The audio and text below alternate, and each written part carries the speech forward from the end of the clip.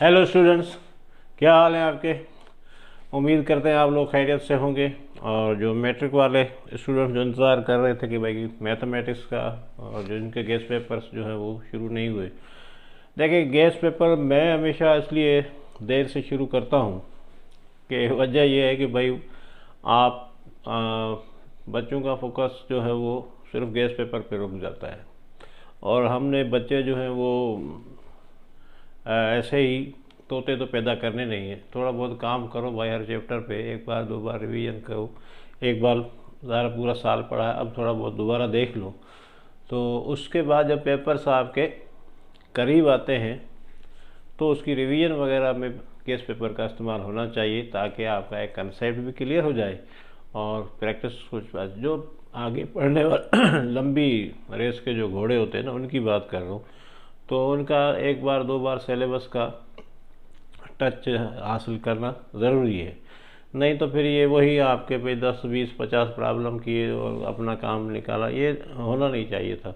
मगर अब जैसे जैसे आपके वक्त करीब आते हैं ना, टाइम करीब आता जाता है, तो जो है वो फिर आपका जो है वो काम आएगा कि भाई ठीक है, अगले कुछ दिनों में 2 दिन बचे हैं तो उसमें हम सारा का सारा जो किताब है रिवाइज नहीं कर सकते। तो फिर आपने एक फोकस करने देना है।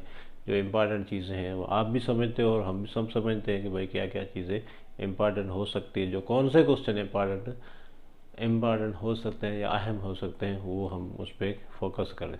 तो इस हिसाब से ये अब टाइम बिल्कुल ही वो है कि जहाँ पर जो है वो आप लोगों ने किया है। दूसरा जो आपका किताब है इनका, जो मैट्रिक वालों का आपका, भाई ये किताब जो है वो हमारे लिए, आप सबके लिए या पूरे सिस्टम के लिए नया है अरेंजमेंट। इसकी बिल्कुल पेपर्स चैप्टर्स की अरेंजमेंट नई है। चलो वो कुछ चैप्टर्स सेम ही हैं, ये नहीं है कि बिल्कुल ही डिफरेंट आ गया, मगर चेंजिंग आई है। उसकी जो असेंडिंग, सॉरी, आपकी जो उसका असेंबली की गई है, रैंकिंग की गई है चैप्टर्स की, आगे पीछे किया गया है। बहुत सारे चैप्टर जो पहले थे अब नहीं हैं, या उसको 9th में डाल दिया गया। तो ये दो ऐसे होने से क्या है कि थोड़ा पेपर में भी आपका शिफ्ट आएगा। जो पहले की तरह पेपर बिल्कुल जैसे आता था वैसे नहीं आएगा। तो उसको मद्देनज़र रखते हुए हमने कोशिश की है कि जब इस किताब में से पहला पहला पेपर आएगा, अब ये फर्स्ट एवर पेपर जो आएगा, तो हमारे पास कोई प्रूफ नहीं है, हमारे पास कोई पहले कोई उसका मिसाल नहीं है कि भाई हम सामने देखेंगे। जैसे अब 9th का है तो 9th का 1 साल का हो गया है, तो कुछ ना कुछ आपके पास अंदाज़ा हो जाता है। मैट्रिक का किताब बिल्कुल ही नहीं है, तो उस हिसाब से अब यहाँ पर मैं आपको डरा नहीं रहा हूँ, आपको वार्न कर रहा हूँ कि भाई आपने भी थोड़ा सोच समझ के गेस करना पड़ता है, कि ताकि आपका जो है वो जो निशाना है वो सही बैठे। तो हमने तो अपनी तरफ से कोशिश की है कि अब यहाँ पर 100% हो भी सकता है, अदरवाइज़ आपका आपका 70 80 90 पे भी आ सकता है। बिल्कुल ऐसा नहीं हो सकता कि कुछ भी नहीं आएगा, ऐसा नहीं कह सकते हम। यहाँ पर आपका 80% भी आ सकता है, 90% भी आ सकता है, 70% 100% भी आ सकता है। मगर मोस्ट ऑफ द क्वेश्चन अब इसी में से आएंगे, यानी आपका बेफिक्र हो जाओ। इसलिए मैं कह रहा हूँ कि जो लंबी रेस के घोड़े होते हैं उनको भाई पूरा पहले पढ़ लेना चाहिए। अब यहाँ पर वो क्वेश्चन ले लिए गए हैं एक्सरसाइज में से, उसके आजू बाजू वाले क्वेश्चन होंगे वो भी ऐसे ही होंगे, सिर्फ रकमें चेंज होंगी, तरीका मेथड सेम होता है। तो जिस बंदे ने एक काम एक्सरसाइज पूरी कर ली है तो उसी में 10 प्रॉब्लम है, 5 प्रॉब्लम है, एक जैसे ही है, मेथड तो एक ही है। तो उस पर अब ये उनके लिए प्रॉब्लम होते हैं जो कहते हैं कि लकीर के फ़कीर होते हैं, या जो सिर्फ इतना ही काम करते हैं जो आ जाए। तो उस हिसाब से ज़रा आप लोगों ने भी नहीं सोचना है, एक अंदाज़ा हो जाता है कि आपके पास कौन से क्वेश्चन जो है वो इम्पॉर्टेंट है। तो बेफिक्र रहे, पेपर के हिसाब से आपका जो है वो मोस्ट ऑफ द क्वेश्चन इसी में से आएंगे। मगर आप कहेंगे भाई ये है कि 100% नहीं आया, कल ये नहीं आया, तो हम पहले से आप लोगों को ये कह रहे हैं कि ये किताब आपके पास बिल्कुल ही नहीं है। अब इसमें से जो पेपर बनाएगा तो उस वक्त वो मैट्रिक क्लास के जो चेंजिंग आए हैं ना, उस हिसाब से वो नया पेपर बनाएगा, यानी बिल्कुल ही फर्स्ट पेपर बनाएगा। अब समझ में आ रही है बात? तो फर्स्ट पेपर जो बनाएगा उसकी मेंटलिटी को देख के हमने ये काम किया है कि भाई वो क्या सोचेगा। ठीक है ना, समझ में आ रही है बाद में बात? वो क्या सोचेगा पहली बार जब पहली बैच आ रही है जिसको नए किताब की, तो उसको क्या पेपर देना चाहिए। तो मैंने उसकी मेंटलिटी को देखा है और उम्मीद करता हूँ कि जो मेरा तजुर्बा है उस हिसाब से उसने यही सोचा होगा, सोचेगा या सोचा होगा। पेपर तो बन गए होंगे अब अगर, तो ठीक है ना। तो बहुत सारे क्वेश्चन आपके, मेरी छठी इस कहती है कि बहुत सारे क्वेश्चन इसी पे से आ जाने चाहिए, इस टाइप के क्वेश्चन आ जाएंगे। ठीक है जी। तो 3 चैप्टर का हमने पेपर बनाया है इम्पॉर्टेंट, अब इतना ज़्यादा नहीं है। कुछ एक्सरसाइज से हमने उड़ा दिए हैं और कुछ जो है वो क्वेश्चन बिल्कुल उड़ा दिए हैं। ठीक है ना, तो ज़्यादा नहीं है, मगर आप मेहरबानी करके पहले फोकस अपने रिवीजन पे दो, फिर जो है वो आखिर में जो है इन पे ही प्रैक्टिस कर देना, ताकि आपकी रिवीजन भी, तीसरी रिवीजन भी हो जाए और शार्ट से मार लिया आपका जो 1 दिन का गैप मिलता है या 2 दिन का गैप मिलता है, उसमें आपका ये पूरा का पूरा किताब जो है वो रिवाइज हो जाए केस पेपर के हिसाब से। चले, तो अब 3 चैप्टर कौन कौन से शुरू वाले? 17 से शुरू होता है आपका, 17 है, 18 है, 19 है। चैप्टर नंबर 17 जो है आपका सेट्स एंड फंक्शन है, उसमें जो है वो पहली एक्सरसाइज 17.1 वो आपका जो है वो क्या है, MCQs के हिसाब से उसमें यही है कि आपका डिस्क्रिप्टिव फॉर्म में लिखना है या टेबुलर फॉर्म में लिखना है, इस तरह लिखना है। जो क्वेश्चन है वो आपके रिलेटेड हैं किसी ऑब्जेक्टिव टाइप्स के हिसाब से आपने उसको देखना है। फिर आपका 17.2 में 2 क्वेश्चन हैं, ये आपके प्रॉपर्टीज़ के हिसाब से होंगे। ठीक है ना, तो वो देख लेना आप, या आपकी जो बेसिक ऑपरेशन होते हैं ना सेट्स के, यूनियन हो गया, इंटरसेक्शन हो गया, और ये वाले जो है इस तरह के क्वेश्चन होंगे।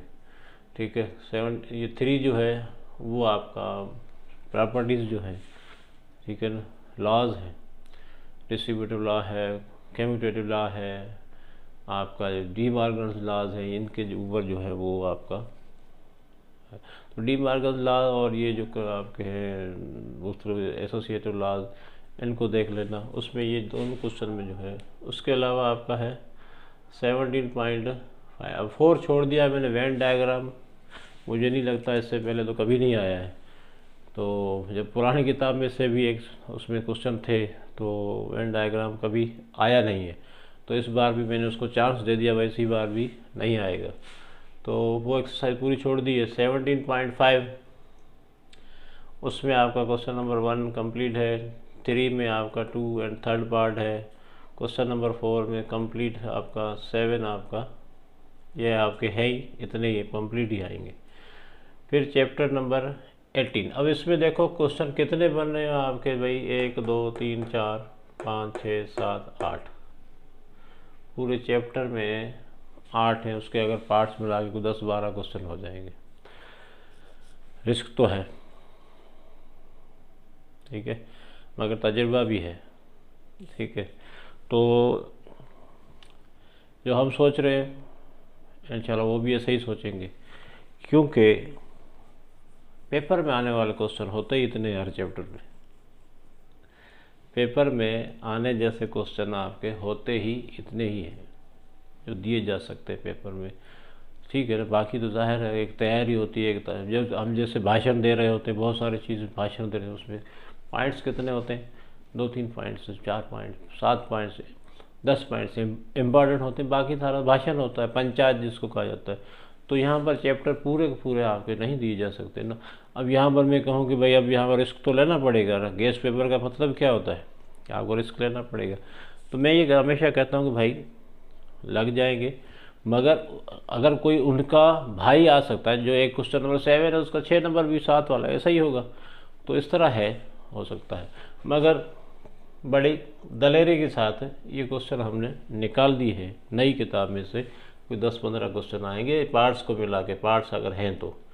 ठीक है, यहाँ पर पार्ट्स आपके दो ही लिखे, बाकी सारे आपके ये 2 4 यहाँ पर 5, ये हो गया आपका जी पार्ट्स। अगर इसमें दे 6, 7, 8, 9 इस तरह अगर किसी और के पार्ट्स हैं तो वो 10-15 क्वेश्चन हो जाएंगे।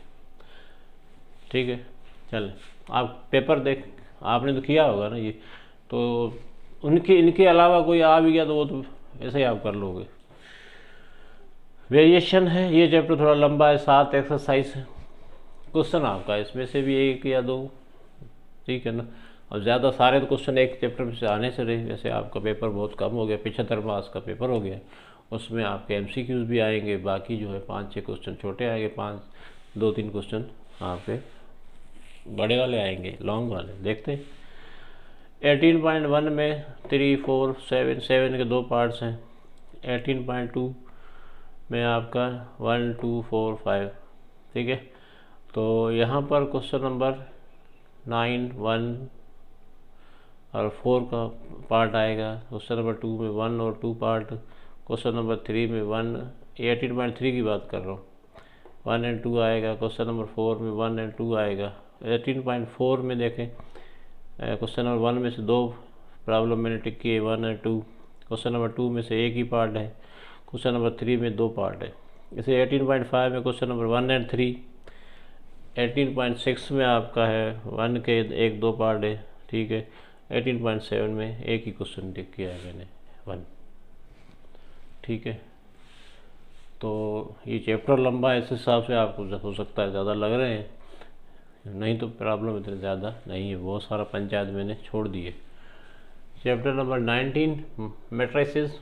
19.1 में देखें बहुत सारी चीज़ें जो हैं वो आपकी ऑब्जेक्टिव टाइप है। क्वेश्चन नंबर 4, 5, 6, 8, 10 ये इनमें से कोई आ सकता है। 19.2 जो है वो क्वेश्चन नंबर 1 जिसके ये पार्ट्स 1, 2, 3, 4 5 एंड 6। क्वेश्चन नंबर 2, 3, 6, 7, 8, 1, 2, 3, 4, 5, 6, 7, 8, 9, 10, 11, 12, 13, 14 यानी 14 क्वेश्चन इसमें से भी छोटे मोटे आए हैं। तो भैया यहाँ पर 3 चैप्टर का हमने खुलासा किया है, तो ये आप अपनी प्रैक्टिस लैब में लाएं और देखें, इनमें से अगर कोई आपको क्वेश्चन नहीं आता अभी भी तो आप मुझसे जो है वो कमेंट बॉक्स में लिखें, तो मैं उसका तरीका मेथड सारा आपके सामने खोल के रख देंगे, ठीक है जी। तो ये 3 चैप्टर हैं, 3 चैप्टर इसके अगली वीडियो में आ जाएंगे। फिर आपका जो है वो कुछ थ्योरम जो आपके वो भी बता दिए जाएंगे आपको। तो इतना बहुत बड़ा इशू नहीं है, मैट्रिक की किताब में कोई इतना ज़्यादा लंबा चौड़ा कुछ भी नहीं है। सारे चैप्टर छोटे छोटे नीट एंड क्लीन चैप्टर हैं, कुछ भी नहीं है उसमें। सिर्फ आपने क्या है अपने आप को, अगर ये देखें यहाँ तक, अगर बच्चे, मैं कह रहा हूँ ये वो क्वेश्चन है जो जिनको मुश्किल समझा जाता है वो ले लिए, बाकी जो क्वेश्चन मैंने छोड़े वो तो वैसे ही पंचायत है। मैं कह रहा हूँ अगर आपके उनमें से कोई आ गया तो वो तो आपको वैसे ही कर लोगे। ये वो क्वेश्चन है जिनको आप समझते थे कि भाई ये मुश्किल है या ये है वो, तो उसको एड्रेस किया गया, वो आप कर लो।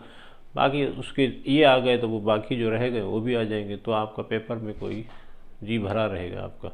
तो मैं उम्मीद करता हूँ बात समझ में आ गई होगी कि भाई यहाँ पर जो है वो अब 100%, इससे पहले तो हमेशा पेपर हमारे जो हमने बनाए हैं वो लगे हैं। अब ये किताब नहीं है तो इसमें भी मुझे ऐसा लगता है, मेरी छठी अभी भी कह रही है, 6th सेंस मेरा अभी भी कह रहा है कि 100%, मगर मैं फिर भी चांस दे रहा हूँ कि 80%, 90% या 70% आपका पेपर में आ सकता है, इसी में से आ सकता है, ठीक है। तो मैं अपनी जो सुनता हूँ उसके हिसाब से यहाँ 100%, ठीक है।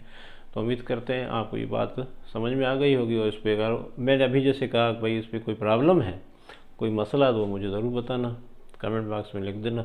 और इस चैनल को लाइक करें, शेयर करें, सब्सक्राइब करें और भरपूर तरीके से एग्ज़ाम की तैयारी करें। और एक बात, पढ़ो और पढ़ाओ। ओके जी, अल्लाह हाफिज़।